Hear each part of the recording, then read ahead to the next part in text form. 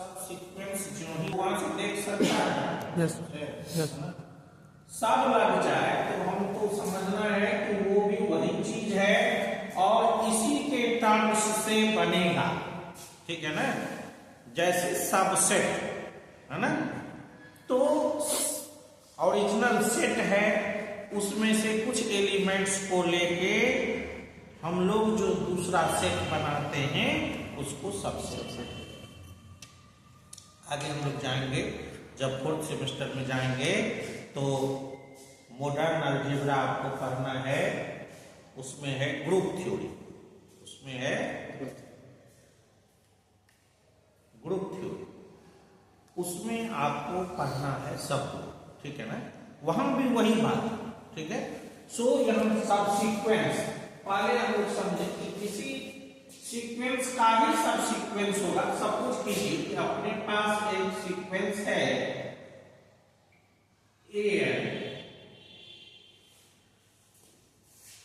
A1, A2, A3, A4, A5,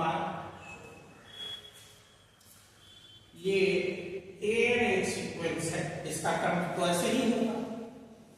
अब विवेकानंद बोलना भी है, एक दूसरा हम लोगों को सीक्वेंस लेना है, वो है सपोज कीजिए I, और उसका कैसे बनेगा I1, I2, I3, I4,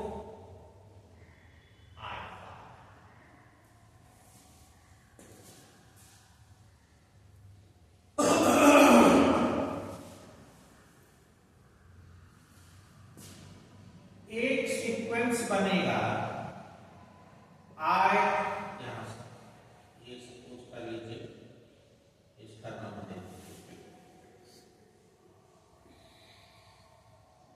या आप इन भी दे सकते हैं I, ये जो सीक्वेंस बनेगा वो होगा आपका A,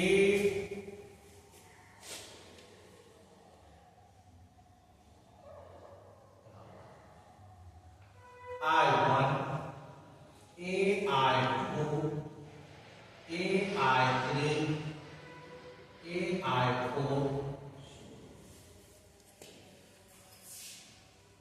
AI5। ये आपका हो जाएगा सब सीक्वेंस ऑफ ए। आपको ऐसे में रकम समझ में आई होगी या नहीं के बराबर समझ में आई होगी, आप इसको ऐसे समझिए एग्जाम्पल में कि एक सीक्वेंस जिसका नाम एन है, हम लोग देंगे यहां, मान लीजिए 1 2 3 4 5 6 7, ऐसे आपका एक ओरिजिनल सीक्वेंस है, ठीक है। अब एक दूसरा जो सीक्वेंस है IN, वो इस प्रकार से, पहला टर्म उसका 1 का 1, दूसरा टर्म 5, तीसरा टर्म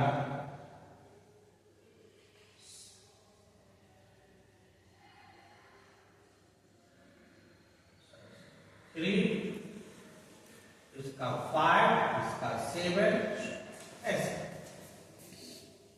ठीक है। अब यहां देखिए ये सब सीक्वेंस बनाइए AIN, ये जो सब सीक्वेंस बनेगा वो कैसे होगा, तो ये है आपका पहला टर्म मतलब I1, ये है इसका दूसरा टर्म मतलब है I2, ये है इसका तीसरा टर्म मतलब है I3, ठीक है।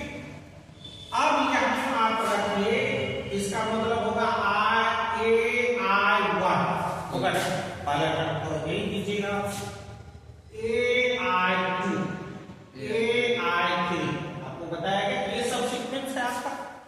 अब इसको ओरिजिनली समझिए, I1 का वैल्यू कितना है 1, तो इसका मतलब हुआ ये A1 का फॉर्म करेगा।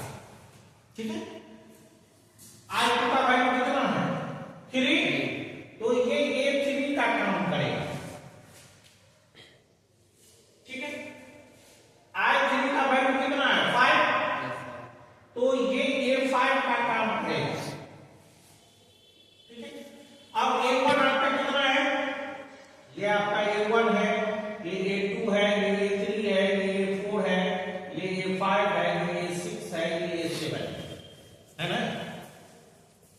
ठीक, अब A1 क्या है गौर करें 1, तो इसका काम करेगा 1। A3 क्या है आपका 3, ये हो गया 3। A5 क्या है आपका 5। इस तरह से यहां आपका AI4 होगा और AI4 का काम करेगा, ये I4 है तो ये हो जाएगा A7 और A7 का काम कौन कर रहा है 7। ये सीक्वेंस बना। गौर से देखिए फाइनली AIN का वैल्यू ये सीक्वेंस हुआ, ठीक है ना। ये क्रम से निकालना आपको हमने सिखाया। अब इसमें गौर से देखिए कि ये जो भी सीक्वेंस का टर्म है वो ओरिजिनली AN के का ही टर्म है नहीं, और एक सीक्वेंस भी बन रहा है। फाइनली ये आपका AIN है और ये है आपका सबसीक्वेंस ऑफ A। इसके बारे में हम लोग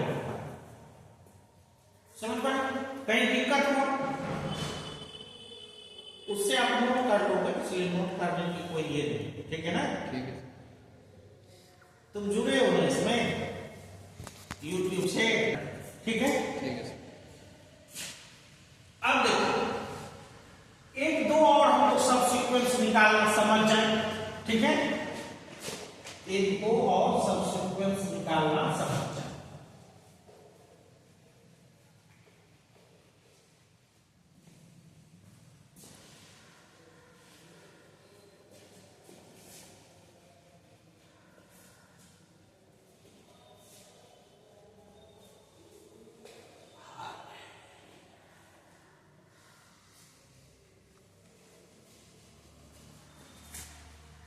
आ जाओ साहब, कोई भी सीक्वेंस 1 2 4 8 16 30। IN आप कोई दूसरा सीक्वेंस बना।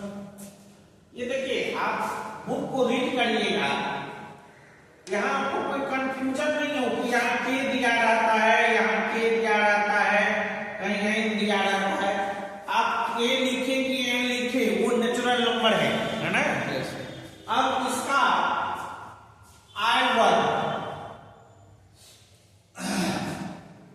आप कोई भी टर्म दे दीजिए, लेकिन इसमें होगा, इसमें कुछ भी हो सकता है, समझ में आ रही है। निगेटिव इंटीजर भी हो सकता है, लेकिन इसमें जो होगा वो हर समय पॉजिटिव इंटीजर ही होगा, नेचुरल नंबर ही होगा, ठीक है ना। अगर नेचुरल नंबर नहीं देंगे, यहां मान लीजिए -5 आया, कोई मान लीजिए टर्म आ गया -5, ठीक है। तो ये -5 के कॉरस्पॉन्डिंग इसमें कौन सा टर्म होगा? -5 तो कोई नंबर 5वां या 7वां ऐसे करके हो सकता है, -5 में कौन सा टर्म होगा, नहीं समझे। सो होगा पॉजिटिव इंटीजर ही। सो यहां जो दूसरा सीक्वेंस ये बनना है वो होगा IN। अब वो ले लीजिए, मान लीजिए पहला टर्म है इसका 1, दूसरा टर्म है 3, तीसरा टर्म है 5, चौथा टर्म है 7। ये मान लीजिए आपका I। अब इसके कॉरस्पॉन्डिंग आपको AIN, ये आपको सबसीक्वेंस बनाना है। तो ये देखिए IN पहला टर्म, यहां आपका जो सबसीक्वेंस बनेगा वो होगा I1, नहीं होगा AI2। फॉर्मूला बता रहे हैं AI3, आप एक ही बार लिखना चाहिएगा तो थोड़ा दिक्कत होगी। AI4।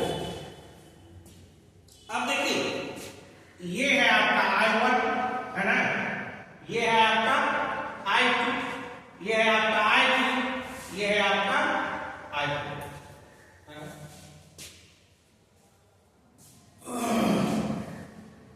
अब देखिए I1 कितना है 1, तो ये हो गया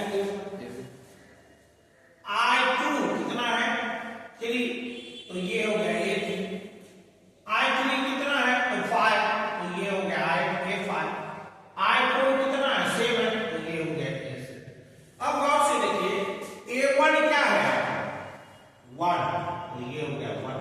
A3 क्या है आपका 4, A5 क्या है आपका 16, और A7 आपका क्या है,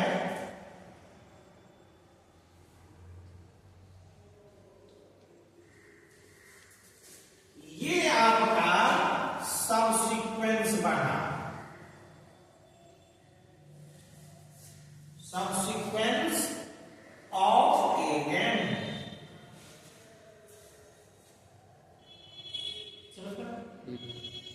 कि नहीं है विवेकानंद? Yes sir. आई है। Yes sir.